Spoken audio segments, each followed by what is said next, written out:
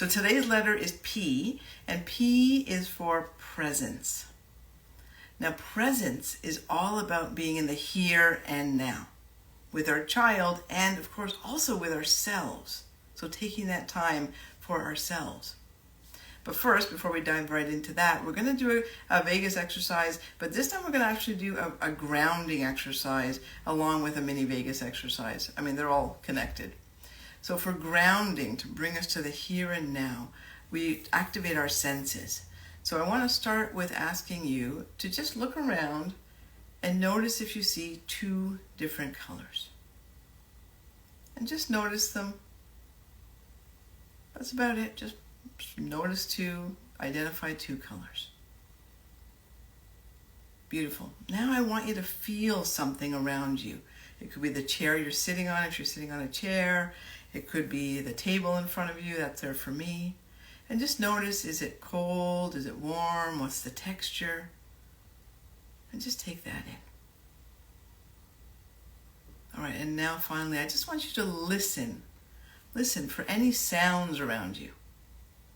Of course, you're hearing my voice, but are there any other little sounds going on? Just again, notice. Notice that you're here, that you're watching this right here, right now, with me and all of the others who have joined.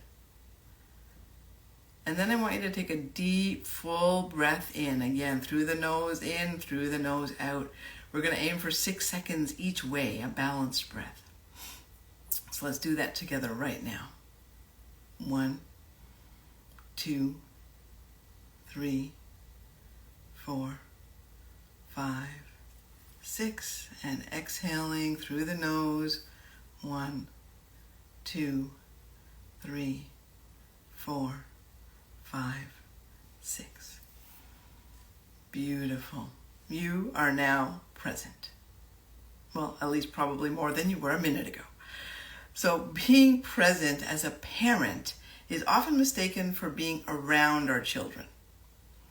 Times like when our child is doing their homework at the kitchen table and then we're prepping dinner or something, we're certainly in the same room as them, but does that mean that we are actually being present with them? Now, when I work with parents, I often hear, but I just spent a full hour with my child. It's never enough. What more do they want from me? And I hear you, because it's really hard to slow down and just hang out with our kids, especially on weeknights. There's just a lot to get done. And then when our child complains or keeps wanting our attention, even after we spent time with them, chances are the time we spent wasn't truly present time. Now, I do get it. We're all guilty of having so many things on our mind, or if we're not busy thinking about what else needs to get done, we might be using that time just to zone out because we're so exhausted.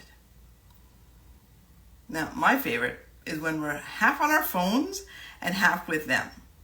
Now, there are many videos on TikTok, Instagram, everywhere, made by teenagers. This is what fascinates me the most, made by teenagers that show us as parents how not present we are. Now, I always laugh when I see them, a lot, because I'm totally guilty of doing that too.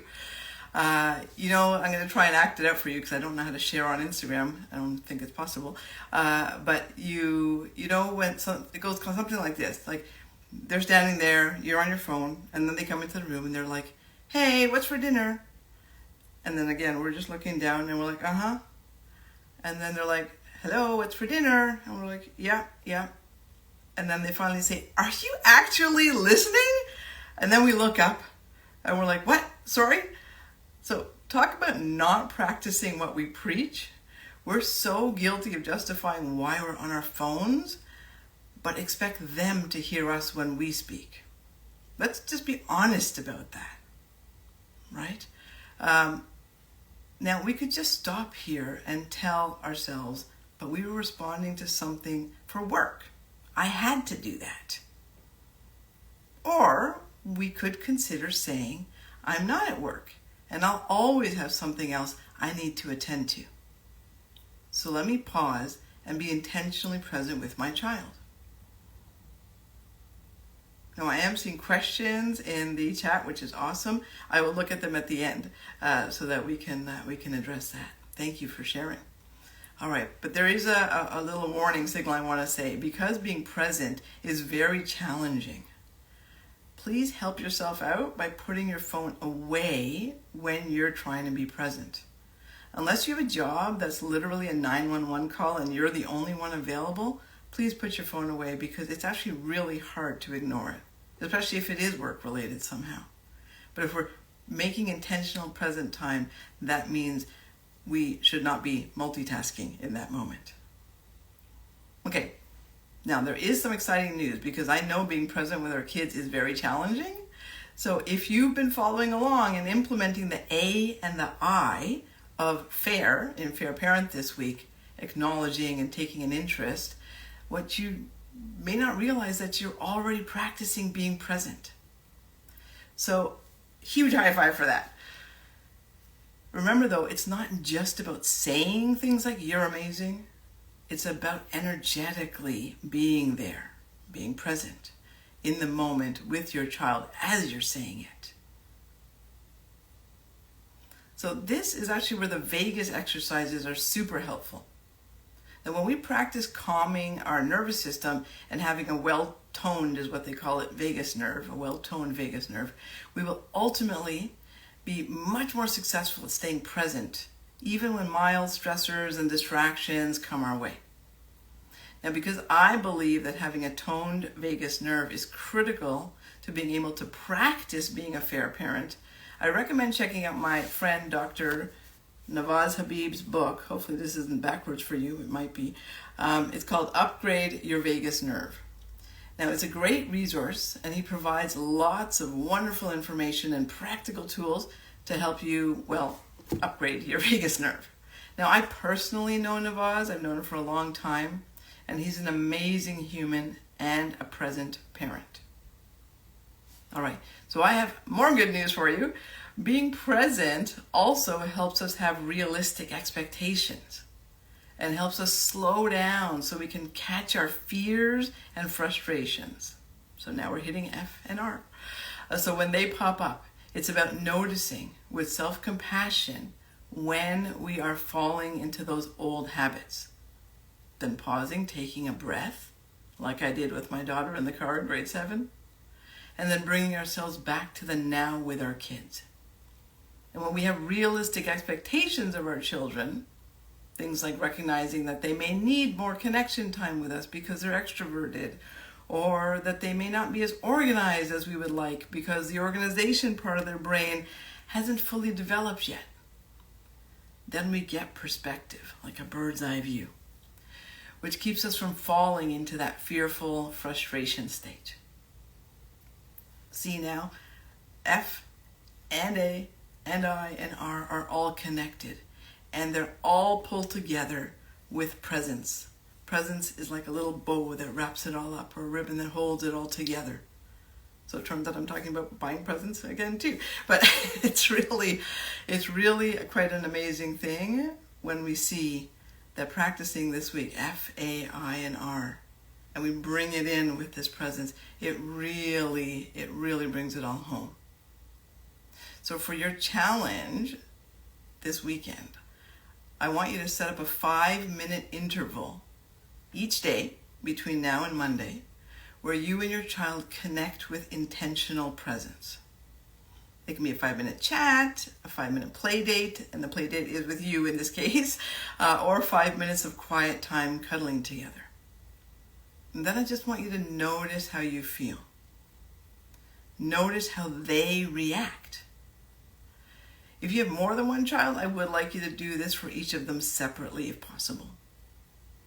Now, one thing to remember, consider your own and your child's introversion, extroversion needs. Because if someone's depleted, please don't try. There's no point trying to connect with them at that time, or for yourself, right? Find a time that will work for both of you.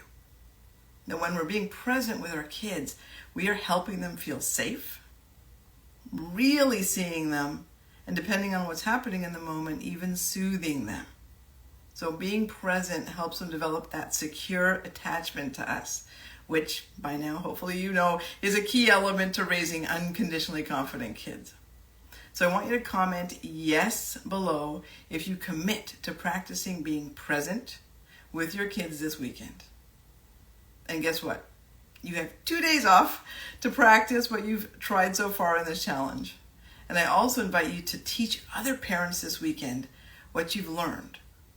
Because the best way to learn something is to teach it. Yeah, getting some yeses. Amazing. I love it. Thank you.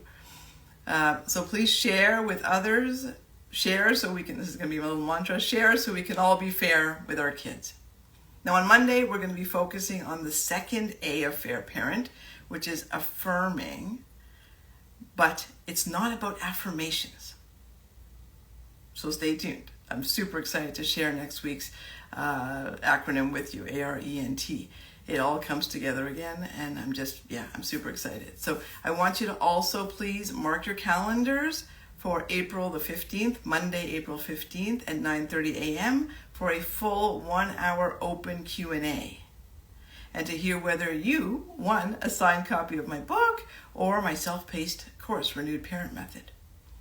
So for those who want to stay, I'm going to answer the questions that are up there, and thank you for putting your commitments in of yes.